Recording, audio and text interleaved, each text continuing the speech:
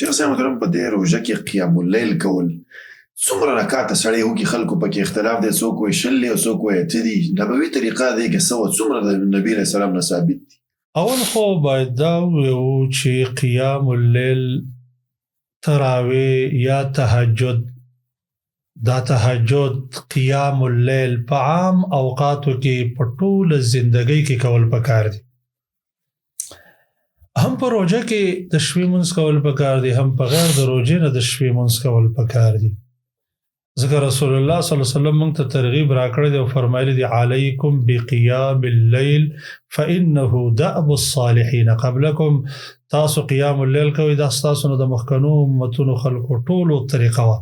او بیا بیا سم د دې فایدې ذکر کوي. د دې په وجه باندې شیطان شړل کېږي، د دې په وجه د ګناه نه سړی بندېږي، د نیکو اعمالو توفیق سړي ته بیان، بیماریان د بدن نه ختمېږي.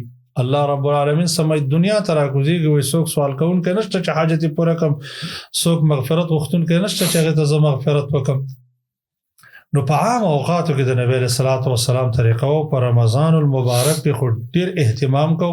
حدیث کې راځي کان رسول الله صلی الله علیه وسلم یرغب فی قیام رمضان من غیر ان یأمرهم بعزیمت. رسول الله صلی الله علیه وسلم با قیام رمضان ته ډیر ترغیب ورکاو، بغیر د دې نه چې د فرضیت امر نه وکړي. نو کوم خلک چې دا تراویح دومره ضروری نه دی او دا قیام اللیل دومره ضروری نه دی او دا اسی خلک د دین نه د عبادتو نه منع کوي، د الله د بندګۍ نه منع کوي، بلکې دا یو بهتر عبادت دی په ټول کال کې کول پکار. هر چې رمضان المبارک دی، په رمضان المبارک کې مخکې حدیث ذکر شو چې رسول الله صلی الله علیه وسلم به دې ته ډیر ترغیب ورکاو، خو فرض کړی نه دی. دویم سوال ته راځو چې دا څومره عادت کول پکار دي. پخپله د رسول الله صلی الله علیه وسلم مبارک عادت داو چې هغې به 14 رکعاته یا 11 رکعاته کول چې په هغې کې 8 رکعاته قیام رمضان، قیام اللیل، تراویح وي، او 3 رکعاته بعد ویترو یا به 15 رکعاته ویترو، 14 جوړیږي. څنګه چې عائشه صدیقه رضی الله تعالی عنها فرمایي ما كان رسول الله صلى الله عليه وسلم يزيد في رمضان ولا في غيره على 11 ركعة. رسول الله صلی الله علیه وسلم با په رمضان کې علاوه د رمضان نه په 11 رکعاتو باندې زیادت نکو.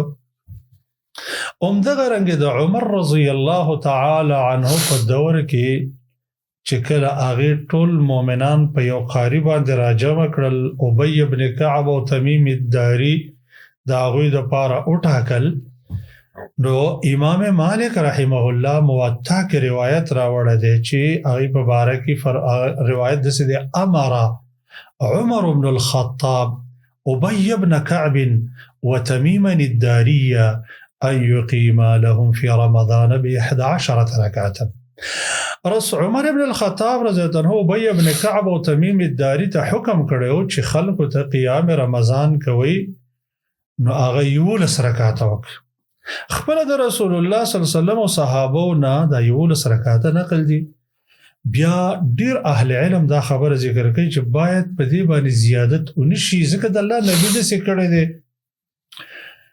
ولی یو بعض جماعت د علماو هغوی وایي چې نه زیادت جایز دی، خو تحدید به پکې نور نشته چې څومره ستا وس کېږي. ځکه موږ ته نبي علیه الصلاة والسلام داسې حکم کړی دی چې ستاسو څومره وس کېږي هغومره کوئ.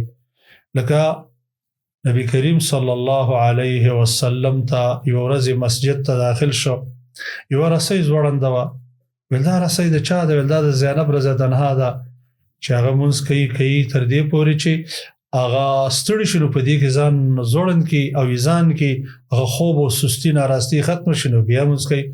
نو رسول الله صلی الله علیه وسلم فرمایل چې ما اکلفوا من العمل ما تطيقونه فإن الله لا يمل حتى تمل. داسې مه کوئ او دومره عبادت وکړئ چې ستاسو طاقت کېږي، الله د ثواب ورکولو نه ستړی کېږي ولو که تاسو ستړي شئ. یو بل روایت کې داسې راځي چې نبی کریم صلی الله علیه وسلم فرمایي لیصلي احدکم نشاطه فاذا فطر فلیرقد. انسان د هغه عمره مونځ کوي چې څومره د نشاط راځي، څومره طاقت کېږي چې کله ستړی شي دی ویده شي. نو په دې وجه باندې یو سړی موږ ته نبی رسول چې څونه طاقت کېږي وکړي څومره نشاط وي ستاسو وکړي. بیا شیخ الاسلام ابن تیمیه رحمه الله په مجموع الفتاوا کې دا خبره ذکر کوي چې څوک دا عقیده لري چې رمضان المبارک کې قیام یا عام اوقاتو کې خاص محدود معین انداز دی، د دې نه زیادت هم جایز نه دی او کموال هم جایز نه دی، نو دا خطا دی. بلکې حد اقل 2 رکعات دي او حد اکثر لره زموږ استاد طاقت ته د الله نبی زموږ استاد وسته حواله کړی ده سونه چې به سړی کولای شي. خو دا یو خبره به سړی په کې مراعات کوي چې مونږ بکای غب بنه لګي. لکه موږ او تاسو دا خبره په مانځ کې ګورو چې ډیر کرته موږ او تاسو د څه تراوی وینو چې یو سړی د څه لکه یو ضربه چې سړی کوي په داسې انداز باندې چې داغه قرائت معلوم نه، قومه معلوم نه، جلسه معلوم نه، داسې موږ د الله د نبی په وړاندې باندې یو سړی وکاو هغه په بیت واپس کوته ارجع فصل فانك لم تصل، واپس منځو کا منځ نه ده کړی، به یو کو به ارجع فصل فانك لم تصل، واپس منځو کا منځ نه ده کړی. دې ته د الله نبی منځ نه ده چې نه ول ځان پازابای. نو د دین به دا کم منځ ډیر بهتر دی چې په خسته طریقه باندې دا نه چې صرف عادت پوره کی یا ډیر کرته خلکو په ځان باندې لازم کړي چې ختم وکړو. او به نن سبا خو سوشل میډیا دور دی کې بریم لګوري ختم وکړو د څه ختم وکړو په 2 ورځو کې کوي او به د قران به حرمتي پکې راځي نسی په یو قرار باندې قران روان کړي.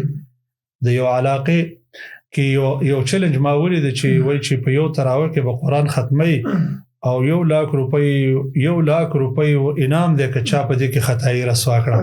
مال دا چیلنج په کار د چې څه ورکړه چې 10 लाख روپۍ موږ تاسو له درکو کې چا به ځای پیدا کړي دا کم ځای وای ځکه اس پته نه لګي چې دا یو جید قاری چې تو ودرېږي هغه په ځای نشي معلوموله.